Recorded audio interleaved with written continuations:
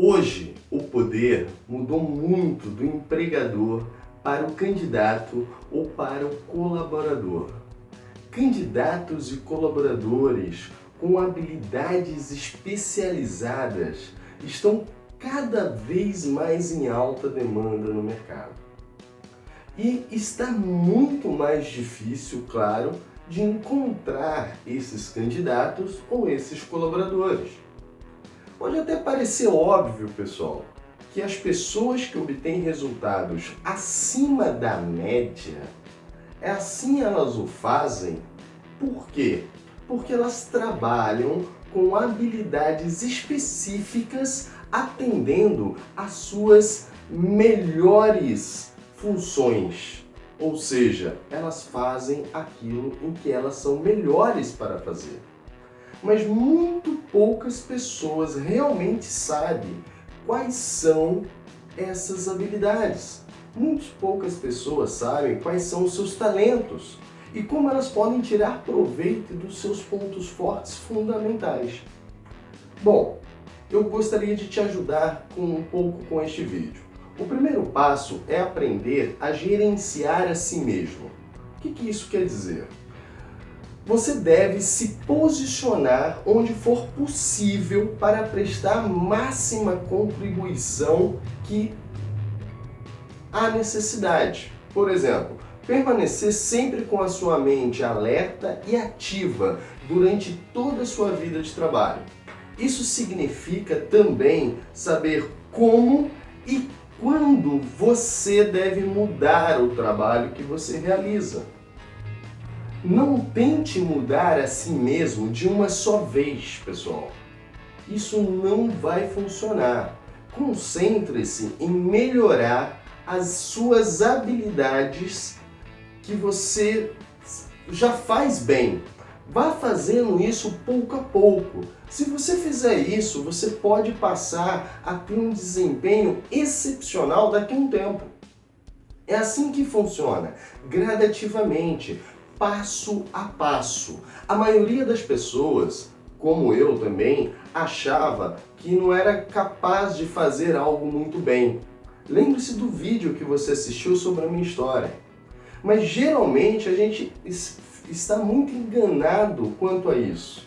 Nós sabemos que nós não conseguimos fazer algo muito bem. A gente tem noção do que a gente não consegue fazer bem. E mesmo assim, a gente fica se acostumando a nos enganar, não é verdade? Nós não podemos ter um desempenho baseado em deficiências. E muito menos, pessoal, em coisas que nós não conseguimos fazer bem. Isso vai fazer com que cada vez mais nós tenhamos resultados ruins. Nós precisamos conhecer os nossos próprios talentos para que possamos descobrir qual é o nosso lugar no planeta. O que a gente pode agregar de uma maneira melhor. Uma maneira da gente descobrir esses talentos é, por exemplo, sempre quando formos tomar uma decisão importante ou quando vamos fazer algo muito significativo, seja para outra pessoa ou para nós mesmos, nós devemos anotar o que a gente espera que irá acontecer. Por exemplo, 9 meses ou 12 meses depois daquela decisão ou daquela ação significativa, a gente compara os resultados com aquelas expectativas que nós tínhamos quando nós tomamos aquela decisão ou quando nós executamos aquilo que desejamos naquela época.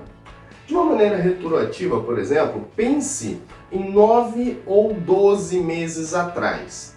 Pense nas decisões ou ações que você tomou. Compare os resultados de hoje. Beleza? Compare com as expectativas que você tinha 9 ou 12 meses atrás, quando você tomou essa atitude ou essas ações. Qual foi o resultado? Essa análise logo vai te mostrar quais são as habilidades que você necessita aperfeiçoar, ou então as habilidades que você necessita adquirir. E também vai te mostrar quais são os pontos falhos que existem e que existiram, tá? Dentro dos seus conhecimentos. E isso vai fazer com que você procure alternativa para sanar essas falhas. Nós devemos descobrir como e onde a nossa arrogância intelectual provoca um baixo desempenho. Nossa, Leandro, arrogância intelectual é arrogância intelectual. Como é que ela pode nos provocar um baixo desempenho e como a gente pode superar essa arrogância? Olha só, especialmente aquelas pessoas que são especialistas em alguma área, o que acontece com elas? Elas desprezam o conhecimento de outras áreas, simplesmente porque elas acreditam que ser brilhante substitui ter conhecimentos específicos. Exemplo, engenheiros brilhantes. Os engenheiros, eles tendem a se orgulhar, por exemplo, de não conhecer nada sobre pessoas. Muitos engenheiros que eu conheço são assim. Pois para eles, os seres humanos são confusos, caóticos demais. Para que eu vou me preocupar com isso, sendo que eu tenho uma boa cabeça de engenheiro? E outro detalhe, eu não preciso disso dentro da minha carreira. Será que não? Será que se orgulhar da ignorância é um bom caminho? Não, pessoal. Se apoiar na ignorância é um caminho desastroso. Nós devemos trabalhar para adquirir as habilidades e o conhecimento de que necessitamos para realizar plenamente os nossos talentos. Sem este conhecimento, a gente não realiza plenamente os nossos talentos. Todos nós temos inúmeras áreas para as quais a gente não tem talento ou habilidade nenhuma. Mas a maioria de nós nem sequer sabe que pessoas, por exemplo, pessoas diferentes trabalham e atuam de maneiras diferentes. É quase uma garantia de baixo desempenho, pessoal. Eu trabalhar de uma forma ou de uma maneira que eu não estou habituado a trabalhar, ou de uma forma, de uma maneira que não vai me dar resultado. Como eu atuo pode ser uma pergunta ainda mais importante do que quais são os meus talentos. Os nossos talentos são únicos, só que o modo como a gente atua também é único. É uma questão de personalidade. E olha, pessoal, que a personalidade nossa se formou muito antes da gente começar a trabalhar, não é verdade? Isso fez com que tudo que a gente vai fazer tenha uma forma de ser feito. Então a maneira de atuar pode ser modificada, mas é improvável que ela possa ser modificada por completo de uma maneira muito rápida. O que certamente não seria nada fácil, porém não é impossível. Mas não seria nada fácil, principalmente para quem quer mudar algum tipo de comportamento.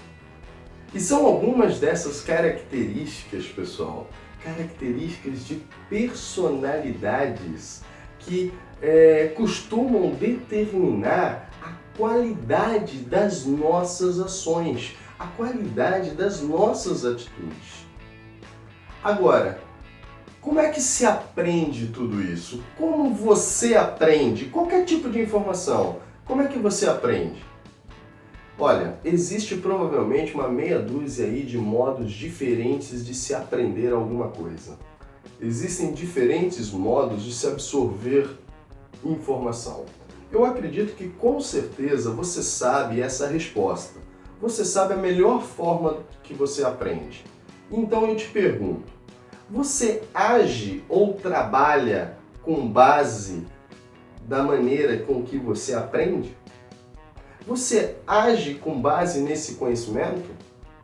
Porque essa é a chave do bom desempenho. É a chave de ter resultados melhores. Não agir com base nisso vai condenar você ao mau desempenho. como você atua ou como você aprende são as primeiras perguntas que você deve se fazer. Pessoal, essas são as duas primeiras perguntas, mas não são de modo nenhum as únicas. Para você poder gerenciar a si mesmo com eficácia, você também deve se perguntar, como por exemplo, eu trabalho bem com pessoas ou eu prefiro trabalhar sozinho? Eu obtenho os melhores resultados tomando decisões ou assessorando outras pessoas? Eu não gosto muito de tomar decisões. Eu trabalho melhor sob estresse ou eu preciso de um ambiente mais calmo, mais estruturado, mais previsível para entregar resultados? Eu trabalho melhor numa grande organização ou numa pequena organização, ou numa pequena empresa? Então você deve fazer diversas perguntas como essa para se conhecer melhor. Todas essas perguntas devem ser relacionadas ao seu propósito, mas é preciso que você se esforce para melhorar o modo como você atua. E não assuma tarefas que não seja capaz de realizar. Ou que não seja capaz de realizar bem, dando um resultado acima da média. Quando nós acreditamos em nosso propósito, nós nos convencemos que somos capazes e agimos para isso. Nós agimos de uma maneira para entregar aquele resultado em que acreditamos. Dessa maneira a gente aumenta cada vez mais a nossa competência e a nossa autoconfiança. Isso nos dá brilho nos olhos. O nosso valor de mercado, pessoal, somos nós quem fazemos.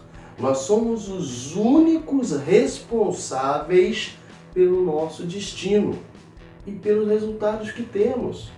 Esqueça um pouco também as qualificações técnicas. Pois é, tem muita gente que só pensa em qualificações técnicas. Esqueça um pouco isso.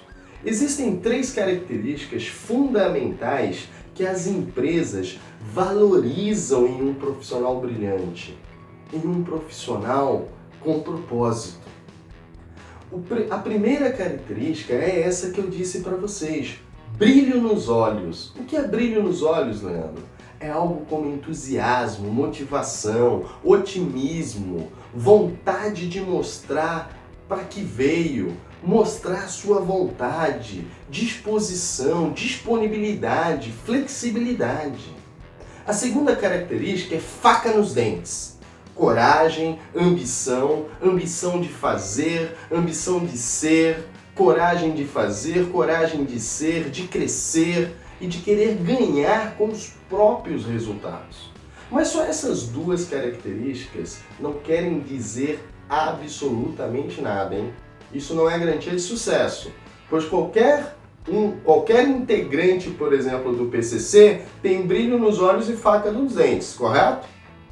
Então a terceira característica fundamental, pessoal, é integridade e caráter.